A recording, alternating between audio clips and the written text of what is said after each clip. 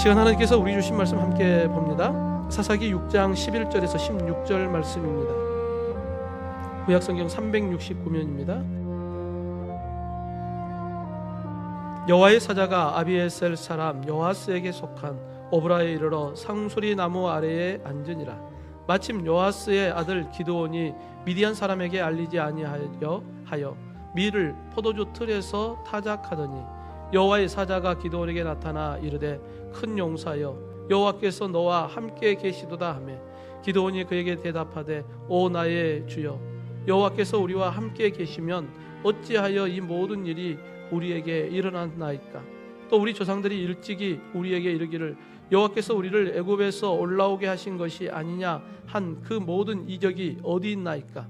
이제 여호와께서 우리를 버리사 미디안의 손에 우리를 넘겨 주셨나이다 하니 여호와께서 그를 향하여 이르시되 너는 가서 이 너의 힘으로 이스라엘을 미디안의 손에서 구원하라. 내가 너를 보낸 것이 아니냐 하시니라. 그러나 기드온이 그에게 대답하되 오 주여 내가 무엇으로 이스라엘을 구원하리이까. 보소서 나의 집은 므낫세 중에 극히 약하고 나는 내 아버지 집에서 가장 작은 자이니라 하니 여호와께서 그에게 이르시되 내가 반드시 너와 함께하리니 내가 미디안 사람 치기를 한 사람을 치듯 하리라 하시니라. 아멘. 여러분 2026년 시작한 게 엊그제 같은데 벌써 1월에 마지막 주일을 우리가 맞이합니다. 지난해 2025년 목회데이터 연구소에 따르면 세계인이 가장 많이 읽은 성경 구절 1순위부터 10위까지 이렇게 발표를 했는데 1위부터 6위까지가 시편 23편입니다. 그럼 시편 23편은 1절부터 6절까지거든요. 그러니까 모든 구절이 1위부터 6위까지예요. 그 가운데 1위가 시편 23편 4절인데 내가 사망의 음침한 골짜기로 다닐지라도 해를 두려워하지 않을 것은 주께서 나와 함께 하시니라.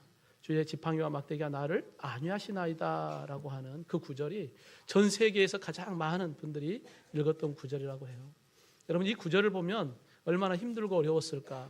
그럼에도 하나님이 나를 지켜주실 거야 라고 하는 그러한 약속의 말씀을 붙잡는 그러한 모습을 봅니다.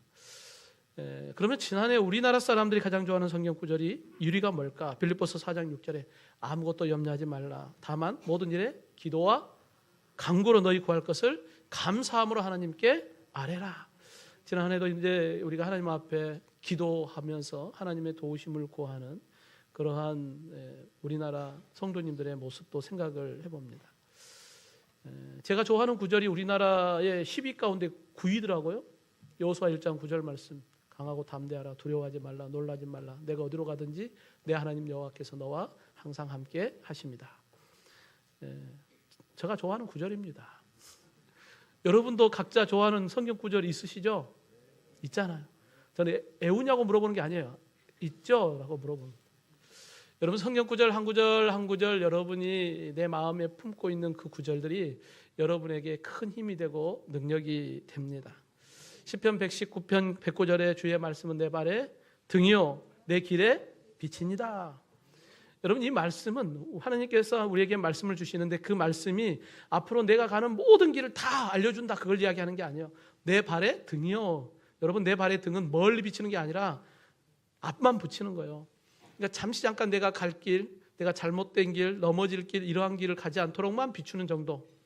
그러기 때문에 그 말씀을 계속 따라가기만 하면 넘어지지는 않겠죠. 또 그 길이 내 삶의 빛이 돼요. 내가 어떤 길이 옳은 길인가를 잘 분별할 수 있도록 그 말씀이 나를 이끌어 간다는 거예요. 그러니까 우리가 내게 주어진 이 하나님의 말씀 한 구절 한 구절을 통하여서 때로는 내 삶에 힘들고 어려울 때, 때로는 내가 어디로 가야 할지 방향을 잃어버렸을 때 이런 말씀들이 우리에게 큰 힘과 위로가 되는 주님의 말씀이 여러분의 삶을 이끌어갈 수 있기를 주님의 이름으로 축원합니다. 여러분 오늘 본문에서도 한 치 앞을 내다볼 수 없는 어둠 가운데 있던 이스라엘 백성들을 향한 하나님이 한 사람을 선택하여 이스라엘 민족에게 빛의 길을 열어주는 사건이 본문에 기록되어 있습니다. 바로 기드온이라고 하는 인물입니다. 여러분 기드온 그의 삶의 모습을 보면 그의 삶은 실패의 삶이었어요. 낙심하고 주저앉아 있고 힘들고 고통스럽고 그런데 하나님의 말씀이 그에게 힘을 주었고 하나님의 말씀이 그를 이스라엘의 구원자로 사사로 하나님께서 그를 사용하여서 이스라엘의 회복을 보여주는 귀한 약속의 말씀이 있습니다. 여러분, 오늘 이 말씀을 통하여서 실패자에서 성공자로 나를 부르셨다라고 하는 믿음의 약속의 말씀을 붙잡고, 여러분, 우리가 실패의 자리에서 앉아있지 말고 성공의 자리로, 승리의 자리로 나아가는 믿음의 결단이 있기를 주님의 이름으로 축원합니다. 이를 위해 먼저 하나님께서 실패한 인생을 부르심이 은혜다 하는 것입니다. 여러분, 기드온이 활동했던 시대가 어떤 시대냐면 사사시대거든요. 이스라엘 백성들이 출애굽을 하고 40년 광야를 지나서 요단강 건너 가나안 땅으로 들어갑니다. 그리고 그 땅에서 이제 여호수아를 중심으로 하여 정복 전쟁을 치르고 그 땅을 차지하게 됩니다. 그리고 우리가 잘 아는 이스라엘의 초대 왕인 사울 왕, 왕정 시대가 시작하기 전까지 그 기간이 약 350에서 400년 사이거든요. 이 시대에 사사 시대라고 이야기합니다. 이때는 이제 하나님께서 그때 사사를 세워서 이스라엘을 다스리게 하거든요. 이 사사들의 역할은 재판장이기도 하고 선지자, 제사장, 왕의 지위, 통치력을 갖는 그러한 권한도 부여받습니다. 그러니까 이러한 역할들을 사사들을 통하여서 진행해 가는데, 여러분, 이 사사 시대에 대한 평가를 성경에 한 구절로 이렇게 이야기해요. 사사기의 맨 마지막 구절, 사사기 21장 25절에 그때 이스라엘의 왕이 없으므로 사람이 각기 자기의 소견에 옳은 대로 행하였다라고 말씀하고 있습니다. 이게 사사 시대가 얼마나 영적으로 어둠의 시대였냐면 이스라엘의 왕이 없었다. 하나님을 왕으로 인정하지 않았다는 거예요. 그럼 누가 왕이 됐을까요? 자기가 왕 된 거예요. 하나님의 뜻대로가 아니라 자기 소견에 옳은 대로요. 내가 왕이니까, 내가 주인이니까, 내가 생각해 봤을 때 이게 맞는 것 같아. 내 가치관, 세상의 가치관으로 바라보면 이게 옳은 것 같아. 그러면 하나님의 뜻과 상관없이 그 길을 선택한 거예요. 그러니까 결국은 영적으로 어두운 시대였던 게 바로 사사 시대입니다.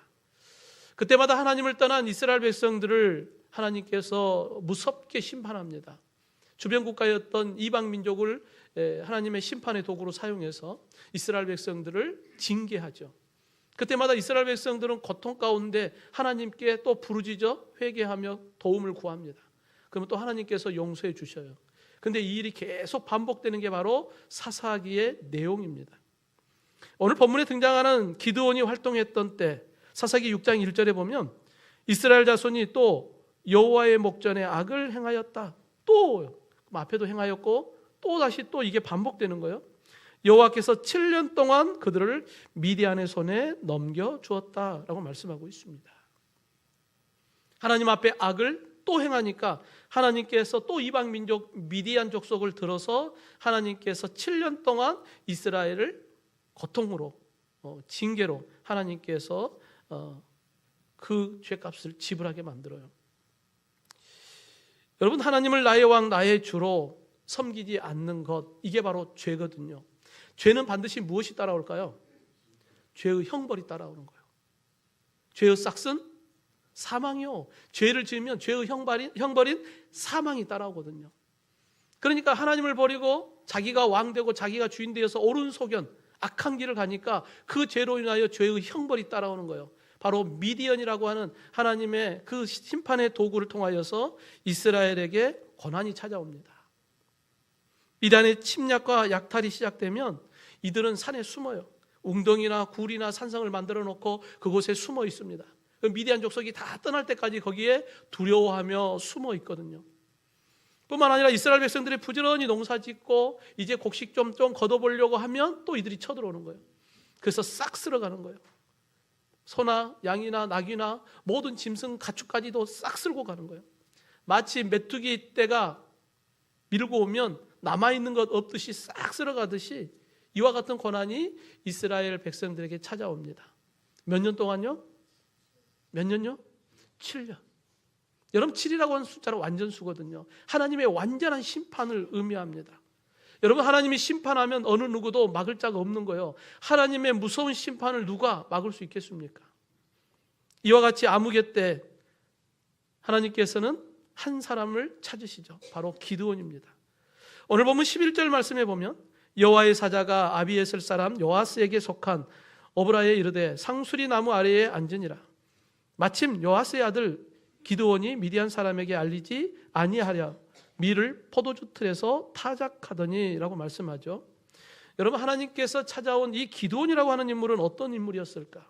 오늘 본문을 읽어보면 두려움, 패배자의 모습입니다. 미디안 사람들이 또 쳐들어올까 봐 두려워서 밀을 타작하는데 타작마당에 다 펼쳐놓고 타작을 해야 되잖아요. 그런데 또 미디안 사람들이 쳐들어오면 다 빼앗길 것 같잖아요. 그러니까 어떻게 해요? 숨어서 포도주 틀에다가 조금씩 넣고 방아찌듯이 찢는 거예요. 펼쳐놓고 할 수가 없으니까 숨어서 방아찌듯이 조금씩 방아를 찢는 거예요. 이게 바로 기드온의 모습입니다. 두려워하고 겁 많고 염려가 많은 인물.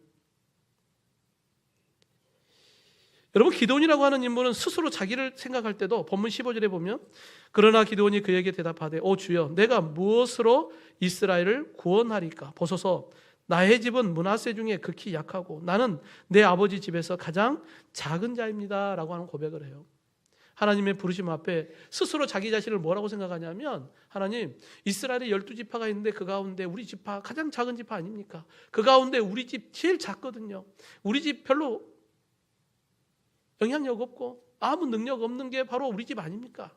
제 뒷배경 아무것도 없지 않습니까? 그런데 내가 무엇을 할 수 있겠습니까? 이게 바로 기드온의 마음이었어요. 여러분, 실패의 경험이 계속 반복되면 이게 발목이 잡히는 거예요. 나는 해도 안 돼. 나는 뭘 해도 안 돼. 나는 뭘 해도 실패할 사람. 이게 바로 기드온의 모습이었거든요. 기드온의 마음속에 늘 나는 안 된다, 못한다, 나는 실패한다. 이러한 마음이 그의 발목을 항상 붙잡고 있었던 거예요. 바로 이와 같은 기드온에게 누가 찾아오신 거예요? 하나님이 찾아온 거예요. 여러분, 이것이 은혜입니다. 하나님은 실패자의 인생에 찾아오셨어요. 그리고 본문 12절에 말씀합니다. 여호와의 사자가 기드온에게 나타나 이르되 큰 용사여 여호와께서 너와 함께 계시도다. 여러분, 기드온에게 뭐라고 이야기해요? 큰 용사라고 이야기해요. 기드온아, 너는 큰 용사다. 이 말의 의미가 뭡니까? 너는 강한 자야. 너는 능력이 많은 자야 라고 하는 말씀을 하는 거예요. 근데 여러분, 누가 봐도 기드온은 그러지 않잖아요. 무능한 자, 연약한 자, 패배자, 실패자거든요. 근데 하나님은 그를 바라보면서 너는 큰 용사다라고 이야기합니다. 누구에게요? 기드온에게요. 여러분, 이 기드온이라고 하는 이름의 뜻이 뭐냐면 나무를 베는 자, 벌목꾼이에요. 여러분, 집채만한 큰 나무를 벌목하는 사람은 연약한 자일까요? 힘이 센 자일까요? 힘이 센 자예요. 바로 기드온의 뜻은 이와 같은 자예요. 바로 강한 자, 강한 용사라고 하는 의미가 그 이름에 있는 거예요. 여러분, 이름은 정체성입니다. 그런데 기드온은 자기가 나무를 베는 자, 벌목꾼, 강한 자, 큰 용사인데 그렇게 살지 못하고 있는 거예요. 강한 자인데 실패자로 살고 있는 거예요. 강한 자인데 패배자의 삶을 살아가고 있습니다. 근데 하나님이 찾아오셔서 그에게 말씀하는 거예요. 기드온아, 너는 강한 용사다 라고 그를 깨우는 것입니다. 성도 여러분, 나는 왜 하는 일마다 안 될까? 나는 왜 맨날 실패할까? 내 인생은 왜 이리 어두울까? 여러분, 우리가 하나님 앞에 교만함에 빠진 것도 죄이지만 내가 이 열등감에 빠져 있는 것도 하나님이 원하는 모습을 아니지 않습니까? 하나님의 자녀가 열등감에 빠져서 하나님을 향한 믿음 없는 그러한 모습을 가지고 사는 것, 하나님이 원하는 모습이 아니거든요. 모세의 뒤를 이어 이스라엘의 지도자가 된 여호수아야, 너가 이제 모세를 이어서 너가 지도자 되어서 이스라엘 백성들을 이끌고 가야 한다. 근데 여호수아의 마음속에는 두려움이 있었거든요. 내가 어떻게? 나 못합니다. 우리가 여호수아 1장 6절에서 9절 말씀을 쭉 읽어보면 하나님께서 여호수아에게 말씀하시는 말씀 가운데 반복되는 말씀이 있어요. 강하고 담대하라. 극히 강하고 담대하라. 강하고 담대하라. 모세와 함께 했던 내가 너와 함께 할 것이다 라고 하는 약속의 말씀을 해 줍니다. 성도 여러분, 오늘도 하나님은 우리에게 말씀해요. 강하고 담대하라. 너는 큰 용사다. 여러분, 이게 우리의 정체성입니다. 우리가 이걸 잊어버리고 늘 실패자, 패배자의 모습에 발목 잡혀서 안 됩니다. 못합니다. 나는 할 수 없습니다. 그러지 말고 하나님께서 저와 여러분을 강하고 담대하라. 너는 큰 용사다. 여러분 기억하기를 원합니다. 사랑하는 성도 여러분, 디모데후서 1장 7절에 하나님이 우리에게 주신 것은 두려워하는 마음이 아니요.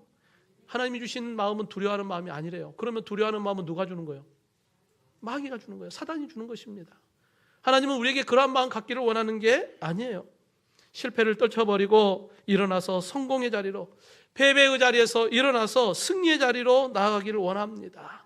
하나님께서 오늘도 우리 믿음의 성도들에게 너는 강한 자다, 너는 큰 용사다, 여러분 꼭 기억하시기를 주님의 이름으로 축원합니다. 이 하나님의 부르심은 하나님의 동행하심이 함께하는 거예요. 여러분, 우리가 힘들고 어려울 때, 급한 일이 있을 때 여러분 기도하시잖아요. 아멘이 크게 안 나오네. 기도하시잖아요. 급할 때, 어려울 때, 내 능력으로 안 될 때 기도하시잖아요. 급할 때는 금식까지 하면서 기도하시잖아요. 그잖아요. 열심히 기도하고 예레미야 33장 3절의 말씀처럼 내가 내게 부르짖으라, 내가 내게 응답하겠다, 너 알지 못하는 놀라운 것을 내가 보여줄 거니까 기도해. 그 말씀 붙잡고 아멘 하고 열심히 기도하잖아요. 금식하며 기도하잖아요. 열심히 기도하고 눈 뜨면 다 해결되어 있잖아요. 가정의 문제 해결되어 있고, 물질의 문제, 자녀들의 문제, 건강의 문제 다 해결되어 있잖아요. 되어 있으면 얼마나 좋겠어요. 근데 눈 떠도 똑같아요. 현실이 뭐 크게 달라진 것 같지 않아요? 하나님이 급할 때는 하나님께서 바로 역사하지만 대부분 보니까 그러지 않는 것 같아요. 기도하고 눈 떴으면 다 해결되어 있으면 얼마나 좋겠습니까? 그러면 할렐루야죠. 근데 여전히 눈 떴는데 환경은 그대로예요. 근데 하나님은 왜 우리에게 기도하라고 할까요? 기도하면 그 기도의 제목, 그 문제가 누구의 것이 되는 거예요? 하나님의 것이 되는 거예요. 누가 책임지겠다는 거예요? 하나님이 책임지겠다는 거예요. 여러분, 기도하면 아무것도 안 변한 것 같죠? 아니요, 변해요. 무엇이 변할까요? 내가 변해요. 내가. 기도하면 내 마음이 변해요. 나는 안 됩니다, 못합니다, 능력이 없습니다 했던 내가 기도하면 하나님, 나는 할 수 있습니다. 하나님, 나는 능력이, 하나님이 주신 능력을 할 수 있습니다. 그런 믿음의 모습으로 바뀌는 거거든요. 그래야 할 때 우리의 환경이 조금씩 변화가 일어나는 거예요. 여러분, 지금 기도원을 향하여 하나님께서 큰 용사다고 불러주셨어요. 그러면 기도원이 갑자기 막 능력이 나타나서 뭔가를 했나요? 아니에요. 여전히 기도원의 마음속에는 두려움이 있었어요. 연약한 모습이 나타납니다. 아유, 나 못해요. 여러분, 하나님께서 큰 용사라고 불러주셨으니까 다윗처럼 막 믿음이 좋아지고, 삼손처럼 막 능력이 막 많아가지고 뭔가 할 수 있는 능력이 막 나타나고 그러면 얼마나 좋겠어요? 그런데 별로 달라진 게 없어요. 본문 12절 말씀에 다시 보면 큰 용사여 여호와께서 너와 함께 계시도다. 16절에 보면 여호와께서 그에게 이르시되 내가 반드시 너와 함께 하리니 내가 미디안 사람을 치기를 한 사람을 치듯 하리라 라고 말씀해요. 근데 여전히 기도원의 마음은 두려움이 있어요. 어떤 변화도 일어나지 않습니다. 하나님은 말씀합니다. 내가 지금 너와 함께 동행하여 줄 거다, 내가 너와 함께 하여 줄 것이다 라고 말씀해 주십니다. 암흑 속에 빠져있는 이스라엘을 구원할 사사로 내가 너를 사용하겠다. 기도원이 그 말을 듣고 갑자기 막 능력이 나타나서 그 일을 감당하려고 막 나아가느냐? 그러지 않았어요. 여전히 그는 연약한 부분이 있습니다. 그럼에도 하나님께서는 그에게 말씀해줘요. 너는 강한 용사다, 내가 너와 함께 할 것이다 라고 하는 약속의 말씀을 해주십니다. 이것이 우리에게 큰 힘이 되는 것입니다. 여러분, 사도행전 2장에 오순절날 성령께서 임재하시죠. 제자들에게 성령이 임재하심과 성령의 충만함을 통하여서 제자들이 두려워 떨던 그들이 문을 열고 나아가 외치기 시작합니다.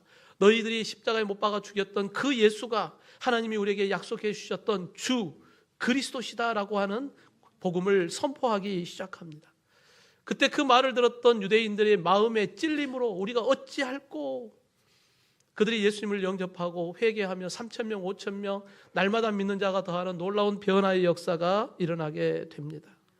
여러분, 그것이 제자들의 능력이 많아서가 아니잖아요. 여전히 제자들은 똑같습니다. 그런데 그들에게 누가 함께해요? 성령이 함께 하셔요. 하나님이 함께 하니까 그와 같은 놀라운 역사가 일어나게 된 것입니다. 여러분, 기도원이 갑자기 능력이 많아진 게 아니에요. 주님이 그와 함께 하시니까, 그 하나님의 능력 주시니까 그 일을 감당할 수 있었던 것이죠. 여러분, 이것을 누구보다도 잘 알았던 인물이 있어요. 바로 사도 바울입니다. 사도 바울은 고린도후서 12장 9절 10절에 이렇게 고백해요. 내 은혜가 내게 족하도다. 이는 내 능력이 약한 데서 온전하여집니다.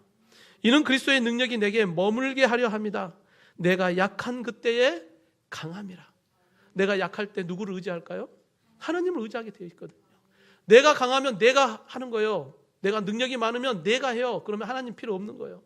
근데 내가 연약함을 인정하면 하나님 도우심이 아니면 할 수 없음을 인정하기 때문에 내가 연약할수록 더 강한 것은 하나님의 능력이 나와 함께하기 때문입니다. 그 하나님이 오늘도 저와 여러분과 함께 동행하고 있음을 여러분 믿으시길 주님의 이름으로 축원합니다. 여러분 5만 번 기도해서 응답받은 조지 뮬러라고 하는 인물을 우리가 잘 알지 않습니까? 여러분 고아원을 세워서 1만 명을 돌봤어요. 42개국에 복음을 전하여서 300만 명에게 복음을 전했다고 해요. 근데 조지 뮬러도 나이가 들잖아요. 연약해지잖아요. 이제 노년이 되어서 점점 시력을 잃어가서 앞을 볼 수가 없는 상황이 됩니다. 그때 사람들은 이야기합니다. 이제 앞을 못 보니까 모든 사역을 내려놓으라고 이야기해요. 근데 조지 뮬러는 오히려 내가 앞을 볼 수 없으니까 더 하나님의 말씀을 암송해야 하고 내가 앞을 볼 수 없으니까 내가 하나님 앞에 더 기도해야 한다라고 이야기합니다. 그러면서 계속해서 그 사역을 감당해 가요. 많은 사람들은 조지 뮬러를 평가합니다. 말년에 그가 했던 설교가 더 기품이 있었다라고 하는 고백을 해요. 여러분 하나님의 말씀을 깊이 묵상하고 하나님께 더 기도하면서 말씀을 전하니까 말년에 오히려 더 눈이 잘 보였을 때보다도 보이지 않았을 때가 더 능력의 말씀을 선포하는 그와 같은 조지 뮬러의 모습을 봅니다. 누가 함께 했을까요? 하나님이 함께 하기 때문에 그래요. 사랑하는 성도 여러분, 주님이 세상 끝날까지 우리와 함께 하신다 약속해 주고 계십니다. 우리가 스스로 실패자, 패배자, 열등감 가지고 살아가지 말고 주님이 나와 함께 하기 때문에 나는 성공자요, 승리자요, 나는 할 수 있다라고 하는 믿음의 확신을 갖기를 주님의 이름으로 축원합니다. 마지막으로 우리 믿음의 성도들은 하나님이 나를 보내셨다라고 하는 사명감이 있어야 돼요. 여러분 한 사람이 힘들게 준비해서 소방관이 됐어요. 소방관이 되어서 훈련도 하고 장비도 잘 준비하고 했어요. 하루는 이제 소방서에서 쉬고 있는데 화재 경보가 울렸어요. 출동 사이렌이 울렸어요. 그럼 어떻게 해야 돼요? 출동해야죠. 그런데 나는 아직 준비가 안 돼 있어요. 나는 아직까지 다른 사람이 가면 어떨까요? 나는 안 돼요. 그러고 있으면 되겠습니까? 소방관이 출동해서 불을 끄고 사람을 구해야죠. 그게 자기가 해야 할 일 아니겠습니까? 여러분 하나님께서 우리를 불러주셨어요. 소방관으로 우리를 불렸어요. 그러면 그냥 소방관으로만 소방서에 머무는 게 아니라 하나님께서 우리를 보내시는 곳으로 우리가 가야죠. 우리를 부르셔서 사명을 주시고 우리를 보내시면 우리가 이렇게 주어진 그 직분과 사명을 우리가 감당하며 사는 것입니다. 하나님께서 떨기나무 앞에 모세를 부르셨어요. 모세야, 너가 애굽 바로의 종으로 고난받고 있는 이스라엘 백성들을 출애굽시켜라. 약속의 땅으로 인도하라. 그 사명을 받았으니까 그 사명을 감당하러 가지 않습니까? 대제사장의 공문을 가지고 예수를 믿는 사람들 남녀노소를 막론하고 다 결박하여 끌고 오려고 혈기가 등등하여서 다메섹으로 가던 바울이 부활의 예수님을 만나요. 하나님의 부르심을 받습니다. 그리고 그에게 사명을 주죠. 바울아, 이방인의 사도로서 그 사명을 거기서 받습니다. 바울은 그 사명을 받고 이방인들에게 찾아가서 복음을 전할 때 놀라운 구원의 역사를 이루고 가는 곳곳마다 교회를 세우는 것을 봅니다. 이와 같이 하나님의 부르심을 통하여 우리에게 사명을 주시고 그 사명을 통하여서 우리를 또 보내시면 우리가 가야죠. 그런데 지금 두려워 숨어있는 기드온, 하나님께서 기드온을 왜 부르셨을까요? 기드온아, 이스라엘 백성들, 미디안의 고통 가운데 있는 이스라엘 백성들을 구원하라 라고 그를 부른 거 아닙니까? 안전하게 그냥 포도주 틀에서 밀이나 타작하고 그러고 있으라고 부른 게 아니잖아요. 가라는 거잖아요. 본문 14절 말씀을 다시 읽어보면 여호와께서 그를 향하여 이르시되 너는 가서 어때요? 너는 가라는 거예요. 이 너의 힘으로 이스라엘 미디안의 손에서 구원하라. 내가 너를 보낸 것이 아니냐라고 말씀하고 있습니다. 여러분 기드온이 스스로 나는 좋아서 그 길을 가는 게 아니에요. 하나님의 명령이기 때문에 그 길을 가는 거예요. 지금 나는 어디 있고 싶어요? 안전한 포도주 틀에 앉아서 그냥 요거 타작하고 그냥 하루하루 그냥 살고 싶어요. 근데 하나님께서 부르셔서 그에게 사명을 주셔서 가라라고 명령하신단 말이에요. 그러니까 기드온은 그 명령을 받았고 그 명령에 따라 움직이기 시작합니다. 근데 여러분, 기드온이 하나님의 명령을 받았을 때 아멘 그러고 바로 갑니까? 그러면 얼마나 좋겠어요? 그러지 않아요. 하나님, 정말 하나님이 나와 함께 합니까? 증거를 보여주십시오. 이 양털에 이슬을 내리게 해주십시오. 이 양털에 이슬을 안 내리게 해주십시오. 그러면서 하나님을 자꾸 시험하는 거예요. 근데 참 하나님 속이 좋죠. 다 들어주잖아요. 기드온에게 다 보여주잖아요. 여러분, 기드온의 이 연약한 모습, 그 모습이 뭐 기드온의 모습이겠어요? 우리의 모습이기도 하지 않습니까? 하나님께서 우리를 불러주셨고 하나님이 우리와 함께 하신다 할 때 할렐루야 하지만 또 직분 주시고 사명 주셔서 감당하라 그러면은 하나님, 아직은 때가 아닌 것 같습니다. 하나님, 여전히 내 형편은 지금 이렇고 내 상황은 이렇고 내 능력은 이렇습니다. 기드온과 같은 그러한 모습이 우리의 모습 아니겠습니까? 그런데 하나님은 기다려요. 기다리고 기다려요. 여러분, 하나님이 고집이 셀까요? 기드온이 고집이 셀까요? 누가 고집이 셀까요? 하나님이 고집 세죠. 하나님은 끝까지 기다려버리잖아요. 그러면 여러분, 하나님이 고집이 셀까요? 여러분이 고집이 셀까요? 여러분이 할 때까지 하나님이 기다려버려요. 네. 결국은 기드온이 포기하잖아요. 그리고 하나님께서 주신 그 사명을 감당하기 위해서 기드온이 300용사와 함께 미디안 그들과 대적하여 싸우러 나아갑니다. 근데 여러분, 그 전쟁도 기드온과 300용사가 싸워 승리한 게 아니잖아요. 성경에 보면 대적하는 자들이 메뚜기 떼와 같고 모래와 같이 많았다고 기록하고 있습니다. 300명이 어떻게 그 메뚜기 떼와 같고 모래와 같이 그 많은 대적들과 싸워 이깁니까? 이건 도저히 이길 수 없는 승산 제로 전쟁이에요. 근데 하나님께서 그 전쟁을 어떻게 해요? 자기들끼리 싸우게 만든 겁니다. 스스로 자기들끼리 싸워서 다 쓰러지게 만들고 하나님께서 승리케 하시죠. 그러므로 인하여서 이것은 내가 했다. 아니에요. 이 모든 것은 누가 했다? 하나님이 하셨습니다라고 하는 고백을 하게 만듭니다. 성도 여러분, 기드온은 하나님을 향한 믿음이 없는 사람이 아니었어요. 하나님을 향한 믿음은 있었어요. 그런데 그의 삶이 날마다 실패하고 패배하다 보니까 그것이 상처가 되다 보니까 발목이 잡히는 거예요. 하나님이 함께하고 있는 것 몰랐을까요? 알고 있었어요. 하나님의 백성인 것 몰랐을까요? 알았어요. 하는데 내 환경과 상황에 자꾸 낙심하고 실패하고 하다 보니까 하나님을 온전히 붙잡지 못하는 연약함이 그에게 있었던 것입니다. 또 실패하면 어떨까? 두려움에 도전할 수 없었던 기드온의 모습을 우리가 보게 돼요. 하지만 하나님은 그를 실패의 자리에서 성공의 자리로 불러주셨습니다. 그와 함께 해주셨고 그에게 능력 주셔서 그것을 감당할 수 있게 하시고 그에게 승리를 주셨습니다. 오늘 이 시간 예배하는 저와 여러분, 기드온처럼 하나님이 나와 함께하는 것 알긴 알지만 여전히 내 삶이 실패하고 패배하다 보니까 거기에 사로잡혀서 믿음의 자리로 나아가지 못하는 그러한 연약함이 있지 않습니까? 오늘 기도와 같이 두렵고 연약한 우리에게 주님 찾아오셔서 우리에게 항상 말씀하는 거예요. 내가 너와 함께한다. 내가 너와 함께한다. 내가 너에게 능력을 줄 것이다. 우리에게 약속하고 있습니다. 하나님께서 우리를 보내실 때에 우리에게 능력 주셔서 보내잖아요. 성령이 너에게 임하시면 너희가 권능을 받고 권능을 주셔서 땅끝까지 내 증인 되라 라고 하는 사명을 감당하게 하십니다. 이것은 내 손으로 하는 게 아니라 주님의 권능의 손이 나를 붙잡고 계시기 때문에 우리는 그 일을 감당할 수 있는 것입니다. 오늘도 주님은 저와 여러분을 뭐라고 부르러요? 큰 용사여 여호와께서 너와 함께 계시느니라. 믿으시면 아멘 합시다. 사랑하는 성도 여러분, 아무개 때에 하나님은 기드온을 부르신과 같이 허물과 죄로 죽었던 우리에게 주님 찾아오셔서 우리를 불러주셨어요.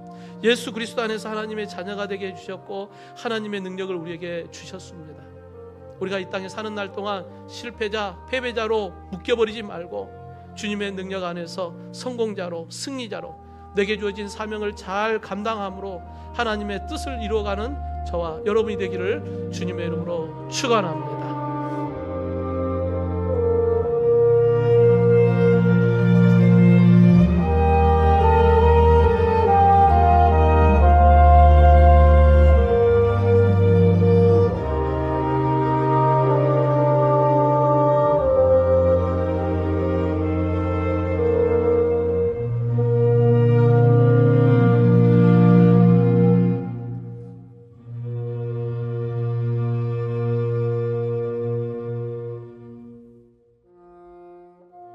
여호와의 사자가 아비에셀 사람 요아스에게 속한 오브라에 이르러 상수리 나무 아래에 앉으니라. 마침 요아스의 아들 기드온이 미디안 사람에게 알리지 아니하여 밀을 포도주 틀에서 타작하더니 여호와의 사자가 기드온에게 나타나 이르되 큰 용사여 여호와께서 너와 함께 계시도다 하며 기드온이 그에게 대답하되 오 나의 주여 여호와께서 우리와 함께 계시면 어찌하여 이 모든 일이 우리에게 일어났나이까. 또 우리 조상들이 일찍이 우리에게 이르기를 여호와께서 우리를 애굽에서 올라오게 하신 것이 아니냐 한 그 모든 이적이 어디 있나이까.